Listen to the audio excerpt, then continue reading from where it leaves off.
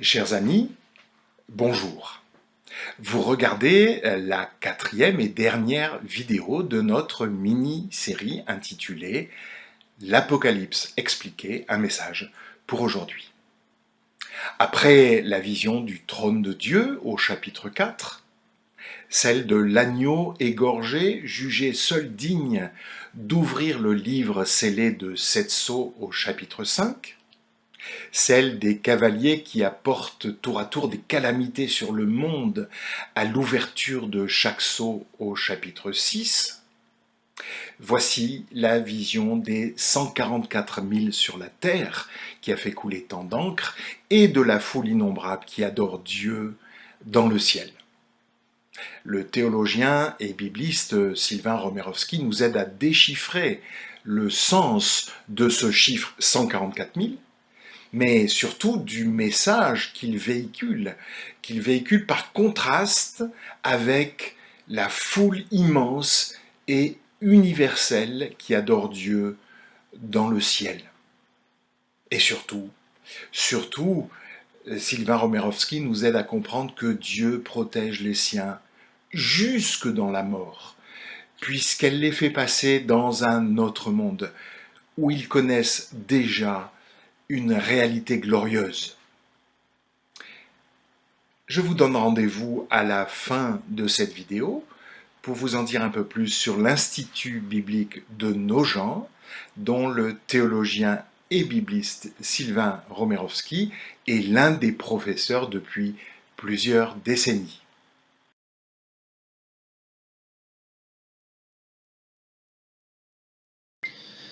Au chapitre 6 de l'Apocalypse, nous avons assisté à la rupture par l'agneau des 6 premiers sceaux du livre scellé et nous avons assisté aux événements déclenchés par l'ouverture de ces sceaux.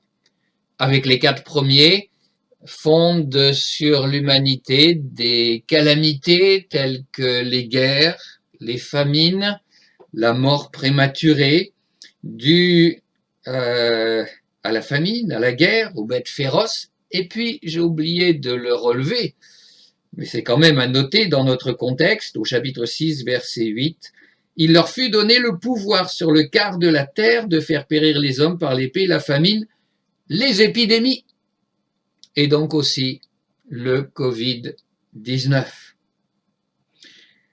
Nous avons relevé aussi comment Jean souligne que c'est Dieu qui contrôle tous ces événements.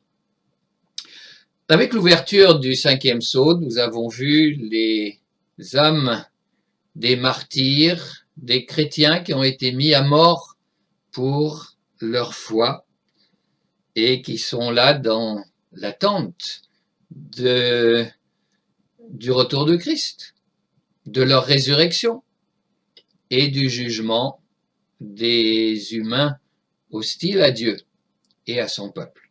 Et puis, l'ouverture du 6e sceau a déclenché la fin du monde qui doit survenir au moment où l'agneau reviendra. La question se pose, qu'en est-il du peuple de Dieu sur la terre pendant que ces calamités frappent le monde tout au long de l'histoire de l'Église, comme nous l'avons vu, ces calamités déclenchées par l'ouverture des 4 premiers sceaux. À la fin du chapitre 6, on terminait par cette question, le grand jour de leur colère est arrivé, et qui peut subsister? Le chapitre 7 va donner une réponse à cette question. Le chapitre 7 se compose de 2 tableaux. Le premier est celui des 144 000 marqués du sceau de Dieu, au chapitre 7, versets 1 à 8. Chapitre 7, verset 1, « Après cela, je vis 4 anges, ils se tenaient debout aux 4 coins de la terre, il retenait les 4 vents de la terre pour qu'aucun vent ne souffle ni sur la terre, ni sur la mer, ni sur aucun arbre. 4 vents, donc qui viennent des 4 points cardinaux et qui vont sévir dans toutes les directions, tels des ouragans destructeurs. Or, je l'ai dit, dans les visions de Zacharie, les 4 vents sont identifiés aux 4 chars chargés d'exécuter les jugements de Dieu sur le monde, 4 chars auxquels correspondent les 4 cavaliers dans les visions d'Apocalypse au chapitre 6. Ici, les 4 vents sont retenus et ne doivent pas faire de mal. Au verset 2, il sera dit que ces anges, ces 4 anges qui retiennent les 4 vents ont le pouvoir de ravager la terre et la mer. Et il s'agit bien de vents destructeurs. Mais pour l'instant, ils ne sévissent pas encore, pour l'instant dans la vision. Nous opérons donc un retour en arrière, avant que les 4 vents soient lâchés contre le monde, avant que les cavaliers, les 4 cavaliers, interviennent dans le monde et apportent les calamités qui correspondent, qui sont déclenchées par l'ouverture des 4 premiers sceaux. Les 4 vents ne seront pas lâchés avant que l'on ait apposé la marque du sceau de Dieu sur le front de ses serviteurs. C'est dit au verset 2 et 3, je vis un autre ange monter du côté de l'Orient. Il tenait le sceau du Dieu vivant. Il cria d'une voix forte aux 4 anges auxquels Dieu avait donné le pouvoir de ravager la terre et la mer. Il leur dit, ne faites pas de mal à la terre, à la mer, ni aux arbres, tant que nous n'avons pas marqué du sceau le front des serviteurs de notre Dieu.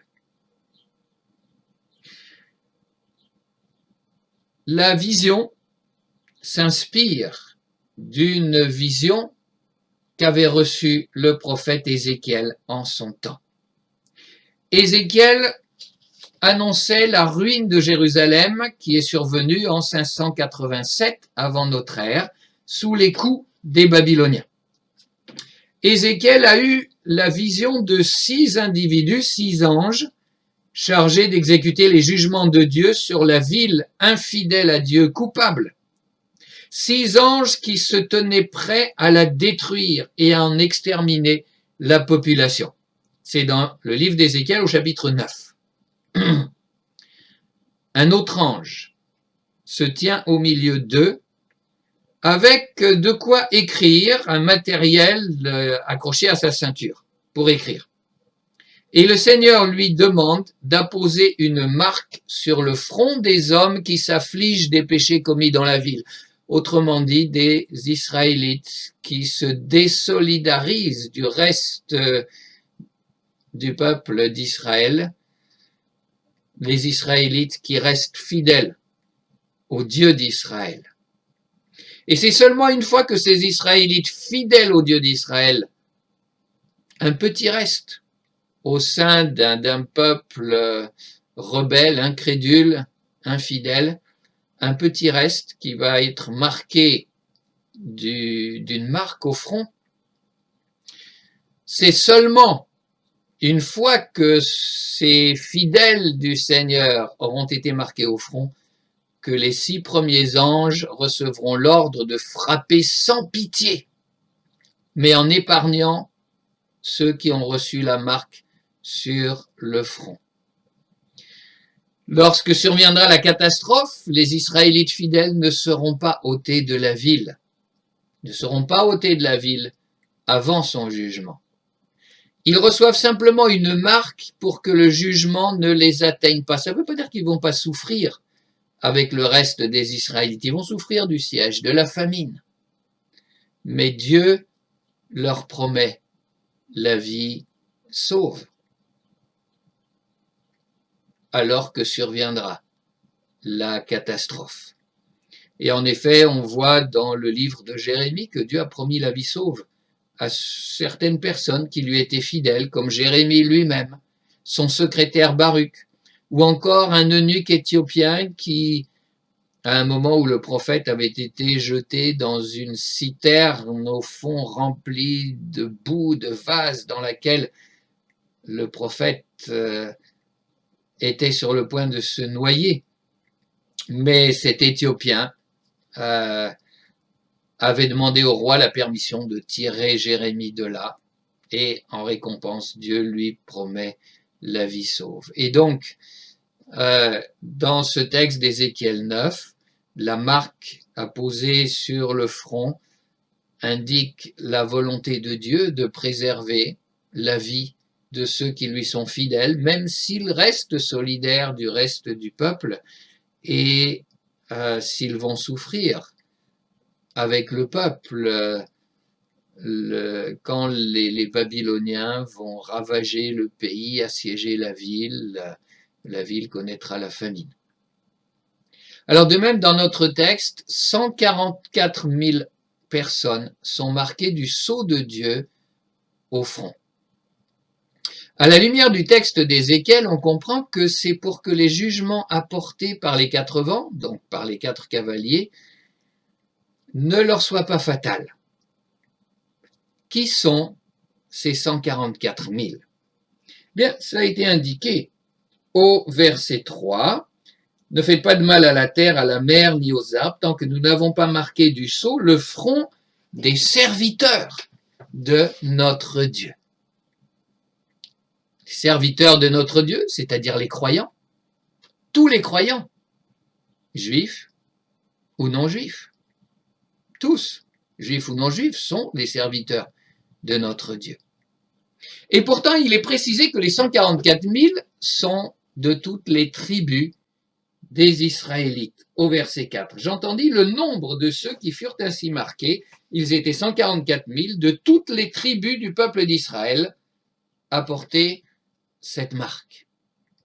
Et j'en détaille ensuite 12 000 de la tribu de Juda, marqués du sceau, 12 000 de la tribu de Ruben, 12 000 de la tribu de Gad, etc.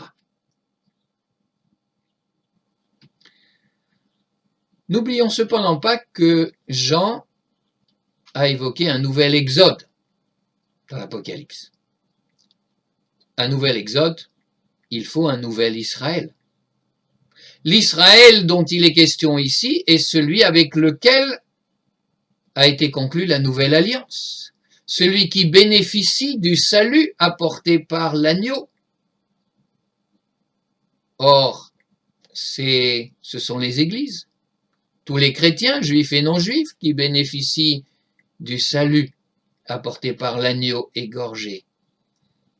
C'est avec tous les croyants, juifs et non juifs, que la nouvelle alliance est conclue. Nous avons d'ailleurs vu au chapitre 5 que Jean fait des rachetés, de ceux qui ont été rachetés par Jésus-Christ, tous les membres de l'Église, des gens de toute nation, de toute tribu, de toute langue, de tout peuple, des rois et des prêtres. Tout comme Israël, par l'ancienne alliance, était devenu un peuple de rois et de prêtres pour Dieu. Les titres d'Israël, dans Exode 19, sont transférés ici aux églises, aux membres des églises.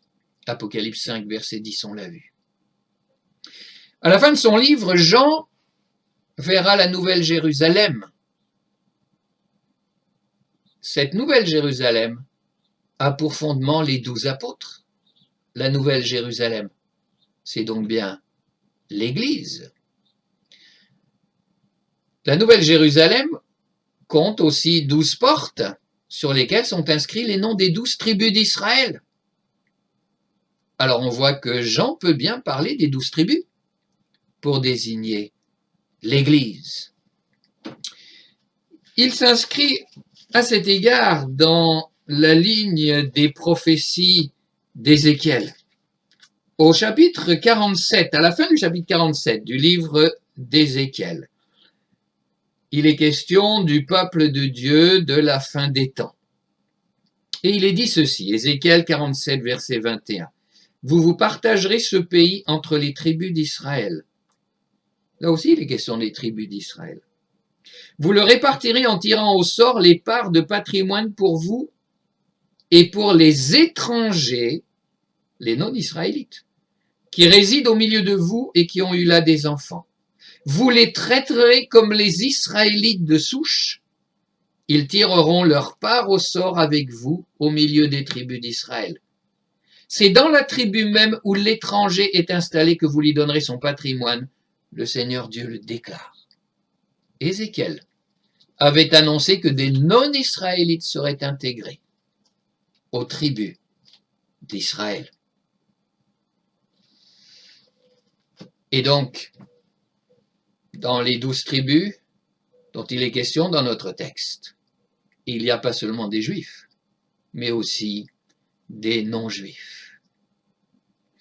Dans le reste du Nouveau Testament aussi, c'est l'Église qui est le nouvel Israël de la Nouvelle Alliance.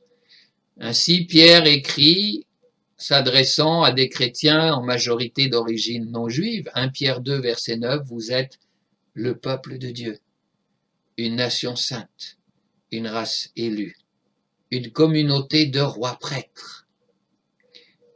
En disant ceci, il reprend les titres qui avaient été donnés à Israël en Exode 19, verset 6, quand Dieu fait alliance avec Israël. Les titres d'Israël sont maintenant attribués à l'Église. Pour Paul, sont juifs, véritablement juifs, ceux qui sont circoncis de cœur. Romains 2. Sont fils d'Abraham tous les croyants, qu'ils soient d'origine juive ou non juive, pourvu qu'ils aient la même foi qu'Abraham. Romains 4. Et dans son image de l'olivier qui représente le peuple d'Israël,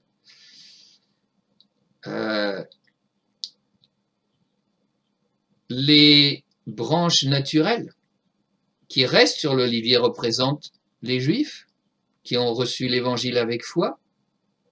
Les branches coupées représentent les Juifs qui ont rejeté l'évangile et qui ne font plus partie du peuple d'Israël.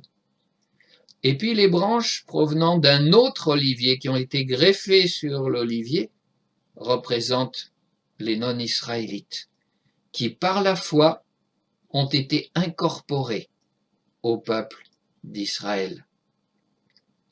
De même, dans Éphésiens au chapitre 2, Paul écrit que les non-juifs qui étaient exclus du peuple de Dieu sont maintenant un seul peuple avec les Israélites. Ils ont été faits proches après avoir été éloignés et sans droit de cité en Israël. Dans l'Épître aux Galates, au chapitre 4, Paul, qui s'adresse à des croyants en grande majorité d'origine païenne, leur dit qu'ils ont pour mère Jérusalem, la Jérusalem d'en haut, et qu'ils sont comme Isaac, les enfants de la promesse, et ils font ainsi partie de l'Israël de Dieu, Galates 6.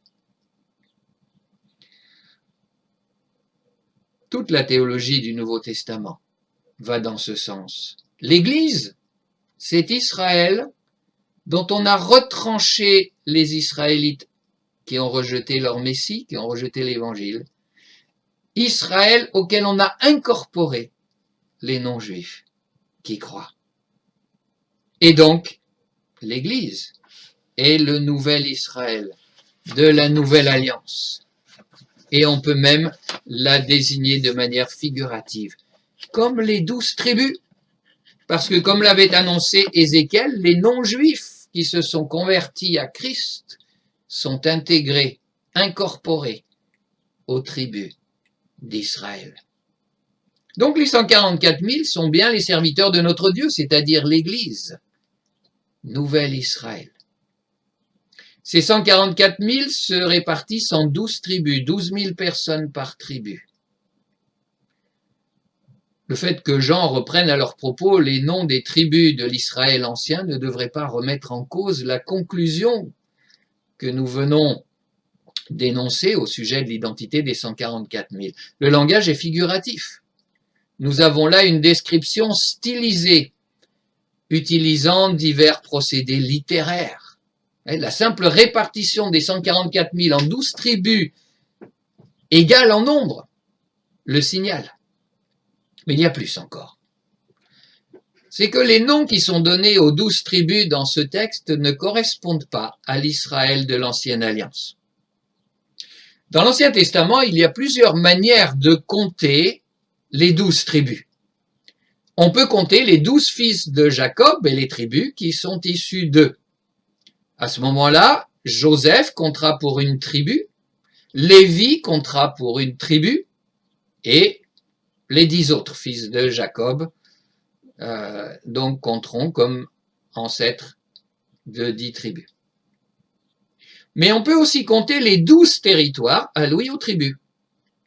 Dans ce cas-là, Lévi ne figure plus dans la liste puisque les Lévites n'avaient pas reçu de territoire. Par contre, la tribu de Joseph se trouve dédoublée puisque les 2 fils de Joseph, Éphraïm et Manassé, ont donné naissance chacun à une tribu qui a reçu son territoire propre. Et donc, quand on compte les tribus en fonction des territoires, on a Éphraïm, Manassé et les 10 autres, mais on n'a pas Lévi. Alors, on rencontre encore l'une ou l'autre manière de compter les 12 tribus dans l'Ancien Testament. Mais ce qu'il faut remarquer ici, c'est que la liste que nous avons dans notre texte de l'Apocalypse est unique. On ne rencontre nulle part ailleurs dans l'Ancien Testament cette manière d'arriver à 12 tribus.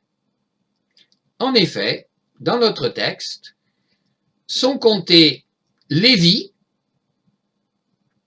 et puis aussi les 2 tribus des 2 fils issus des 2 fils de Joseph. Le nom de Joseph figure dans notre texte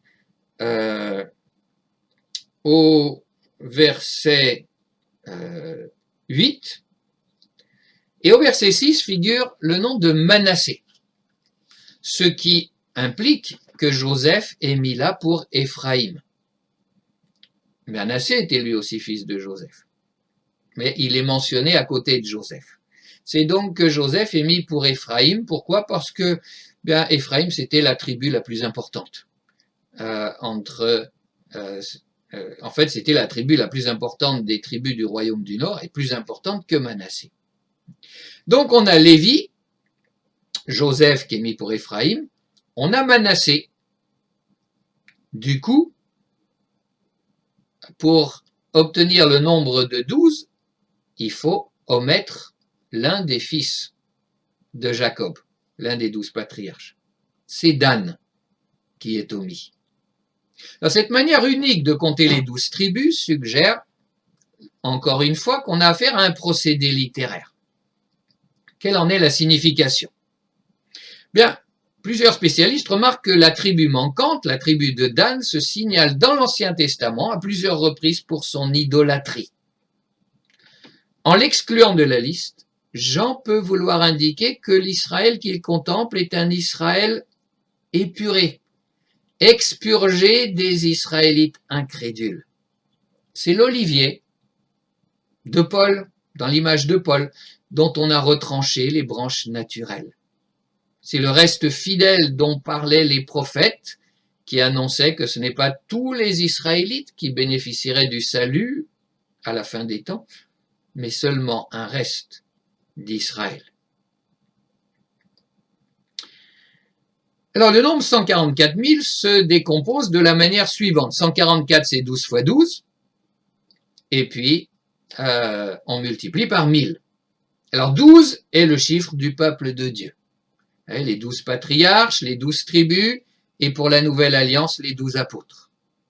Le carré de 12, 144, pourrait indiquer qu'on n'a pas affaire au simple Israël, mais à un super Israël, au véritable Israël, au nouveau peuple de Dieu de la Nouvelle Alliance.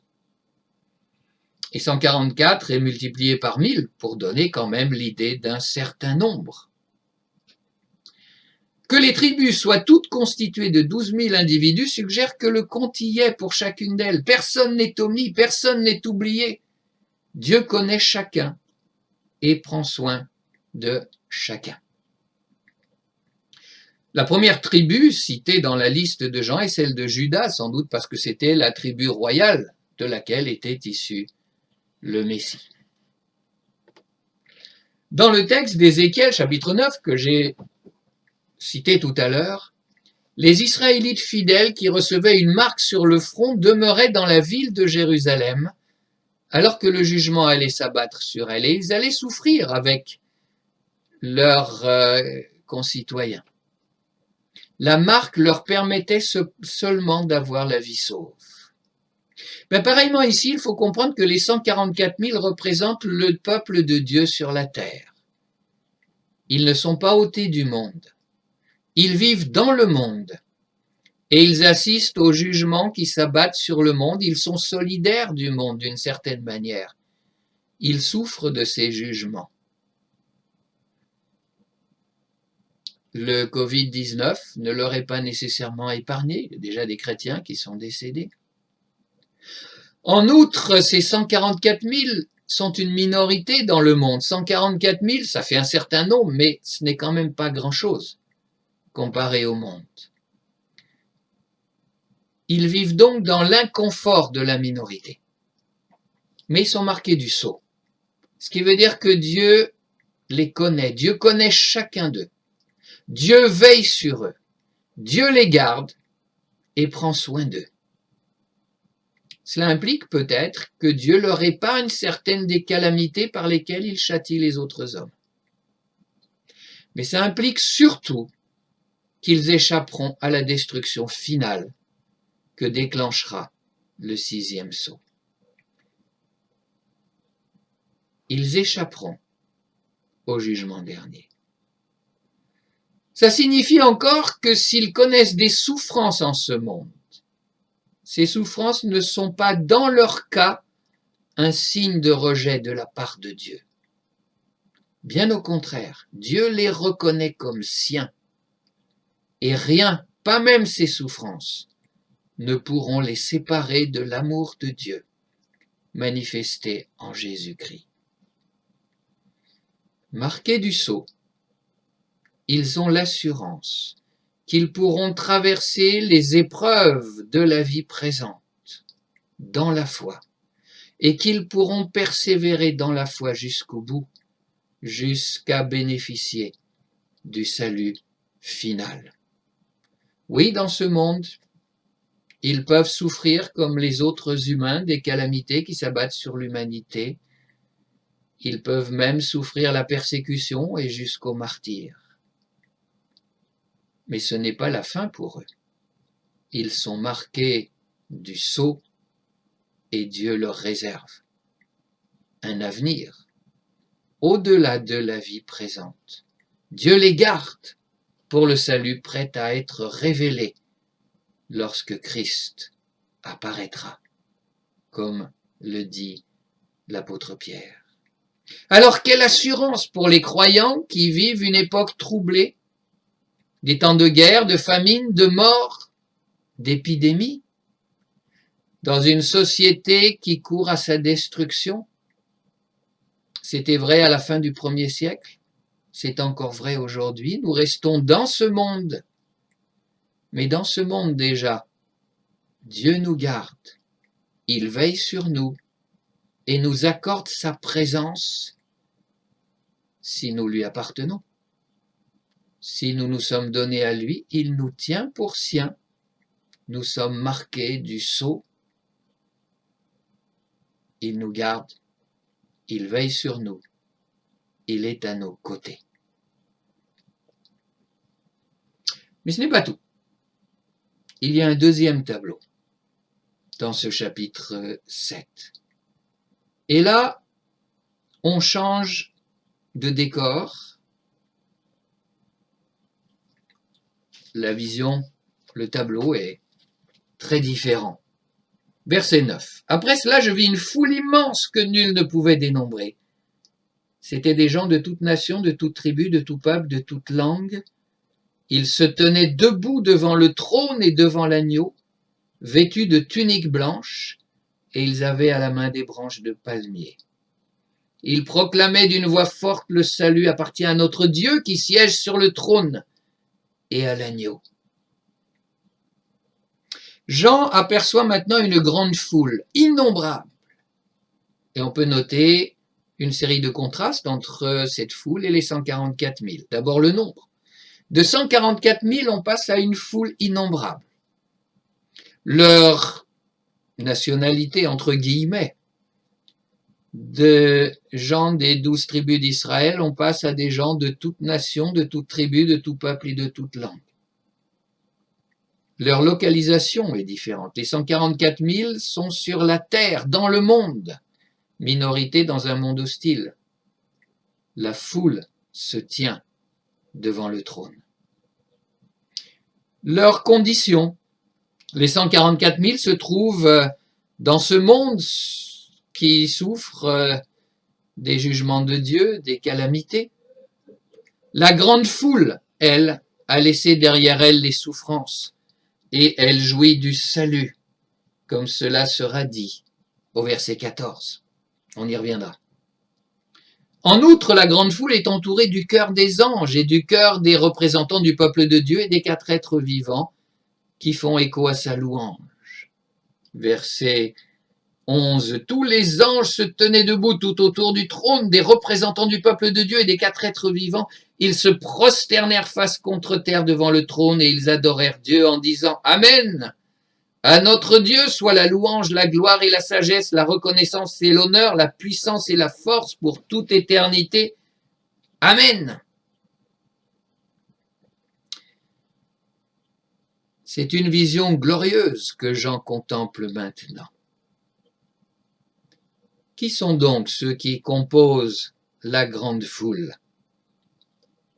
Verset 13. Alors l'un des représentants du peuple de Dieu prit la parole et me demanda: ces gens vêtus d'une tunique blanche, qui sont-ils et d'où sont-ils venus? Et je lui répondis: mon Seigneur, c'est toi qui le sais. Il reprit: ce sont ceux qui viennent de la grande détresse. Ils ont lavé et blanchi leur tunique dans le sang de l'agneau. Image curieuse que celle de tunique blanchie dans le sang. Mais on comprend bien l'image. La tunique blanche évoque la justification, le pardon des péchés, la purification des péchés, acquise par le sang de l'agneau, par la mort de Christ. Ce sont ceux qui viennent de la grande détresse. On pourrait traduire de la grande persécution.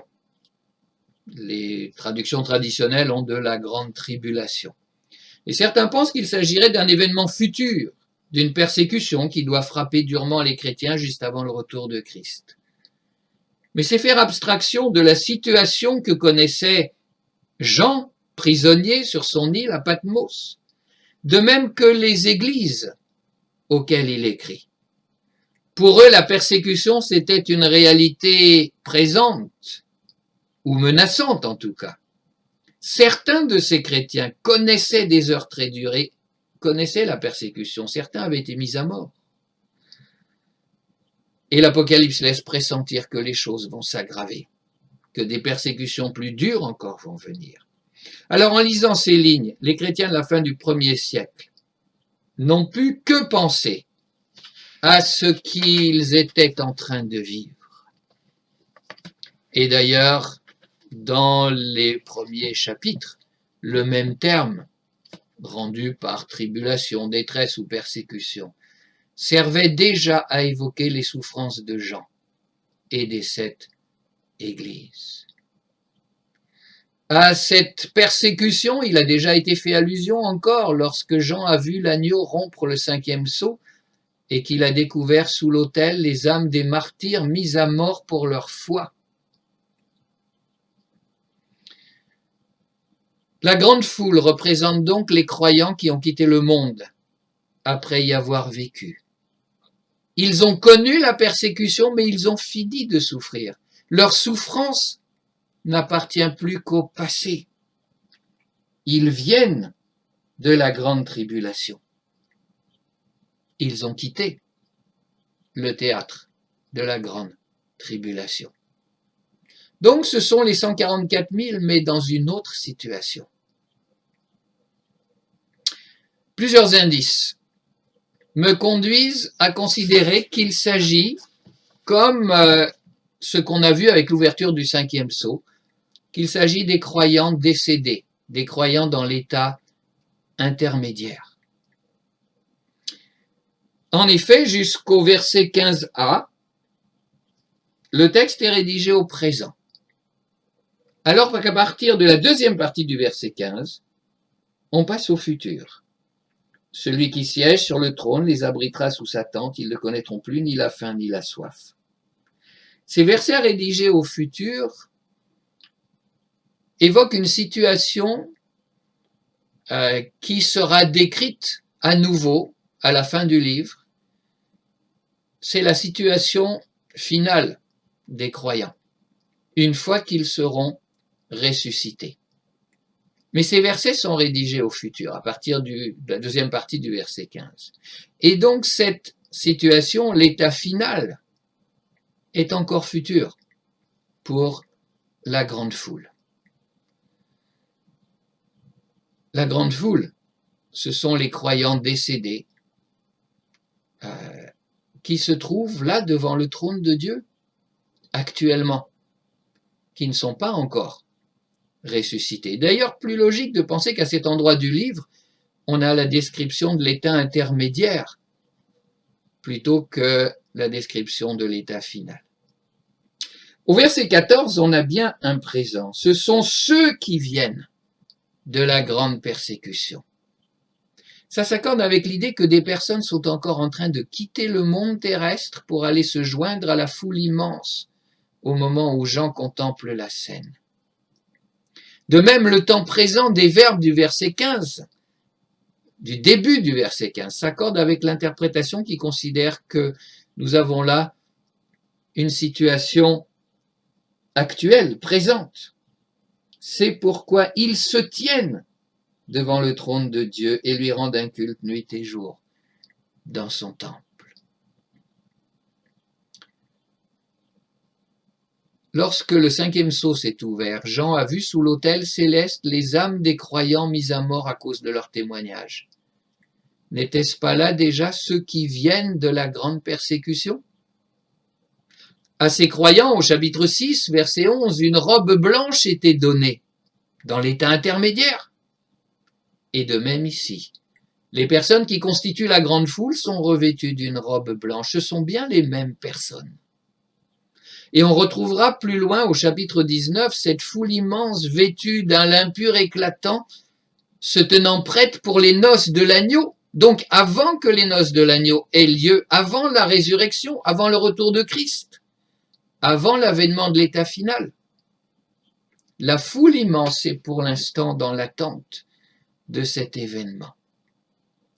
Au chapitre 6, il était dit à ces croyants dans l'état intermédiaire de se tenir en repos jusqu'à ce que soient au complet leurs compagnons de service, leurs frères.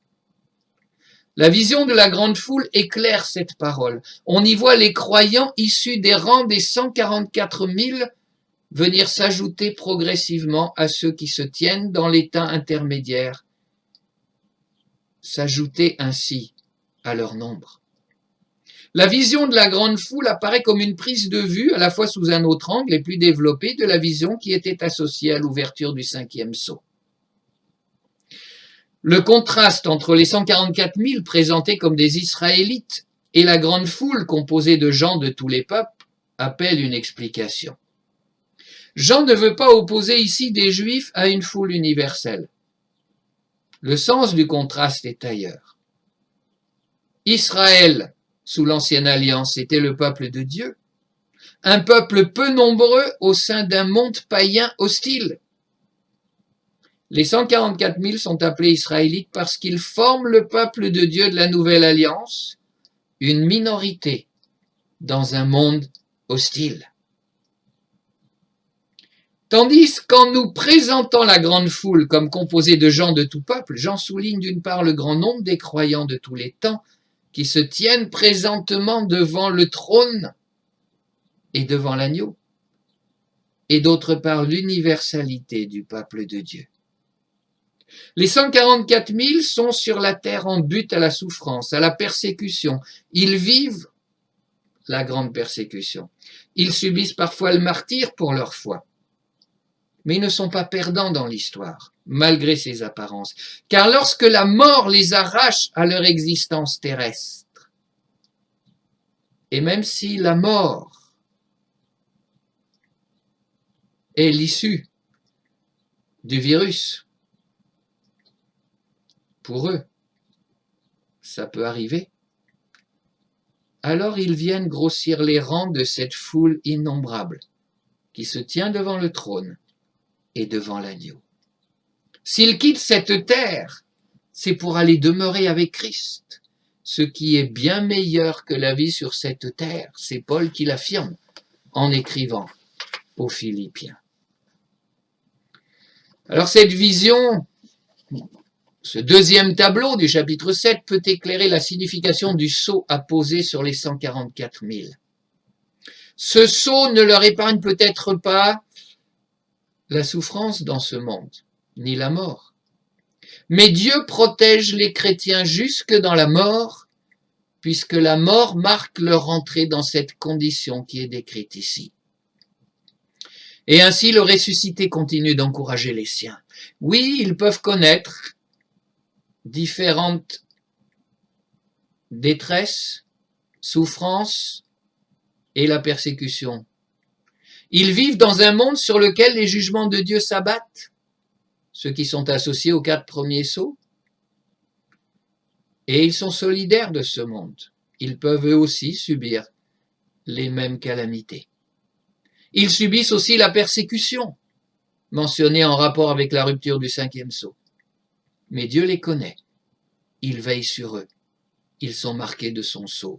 Dieu les accompagne jusque dans la mort qui se trouve être pour eux passage dans un autre monde, dans lequel ils connaissent d'ores et déjà une condition glorieuse. En outre, Dieu leur réserve un avenir autrement plus brillant encore, autrement plus glorieux encore, qui est décrit au verset 15, à partir de la deuxième partie du verset 15. Celui qui siège sur le trône les abritera sous sa tente. Ils ne connaîtront plus ni la faim ni la soif. Ils ne souffriront plus des ardeurs du soleil ni d'aucune chaleur brûlante. Car l'agneau qui est au milieu du trône prendra soin d'eux comme un berger. Il les conduira vers les sources d'eau vive et Dieu lui-même essuiera toute larme de leurs yeux. Au vu de cet avenir glorieux, il vaut la peine d'endurer, de supporter les souffrances présentes. Alors oui, sur terre, le peuple de Dieu est une minorité, mais dans le ciel, il est innombrable. Et ses rangs ne cessent de grossir. Ainsi se réalise la promesse faite à Abraham d'une descendance aussi nombreuse que les étoiles du ciel. Dieu rassemble d'ores et déjà au ciel une nouvelle humanité comprenant des hommes et des femmes de toute nation, de toute tribu, de tout peuple et de toute langue. Les croyants vivent dans un monde corrompu et persécuteur, mais lorsqu'ils quittent ce monde, c'est pour aller se tenir devant le trône de Dieu, pour célébrer leur salut et connaître le repos.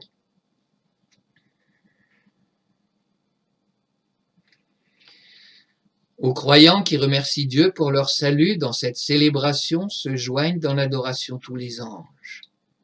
Le salut des croyants conduit, comme au chapitre 5, à un concert de louanges exécuté par l'ensemble de la création.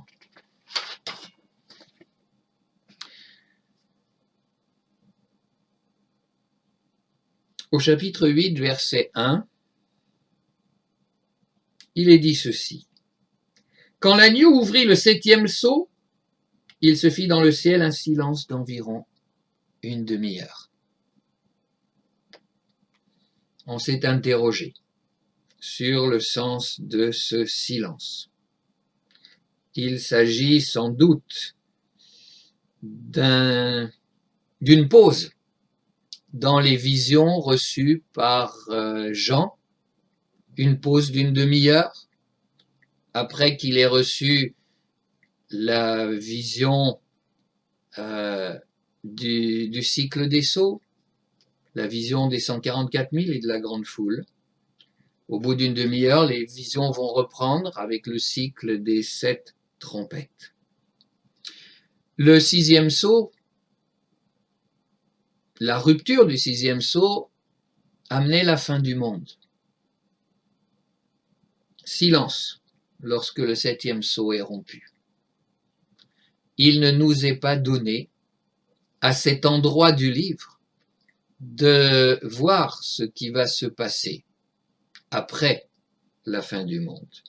Mais le fait qu'il y ait un 7e sceau indique qu'il y aura quelque chose après la fin du monde, survenu à la rupture du 6e sceau. Et c'est certainement là le sens, c'est en tout cas comme ça que je le comprends, le sens de la rupture du 7e sceau. Il y aura un après le 6e sceau, un après la fin du monde. Mais pour l'instant, il n'est pas révélé à Jean.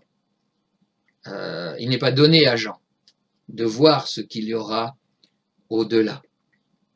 Dans la suite du livre, Jean en aura la révélation. On a juste une ébauche dans nos versets 15b à 18 ou 17 du chapitre 7. Il est annoncé que le peuple de Dieu connaîtra une vie débarrassée de toute souffrance. Dieu essuiera toute larme de leurs yeux. Ils auront la vie en abondance, représentée par ces sources d'eau vive. C'est une anticipation de ce qui sera présenté plus loin à Jean, l'état final dans lequel les croyants entreront par la résurrection au moment du retour de Christ. Oui, il y aura un après la fin du monde.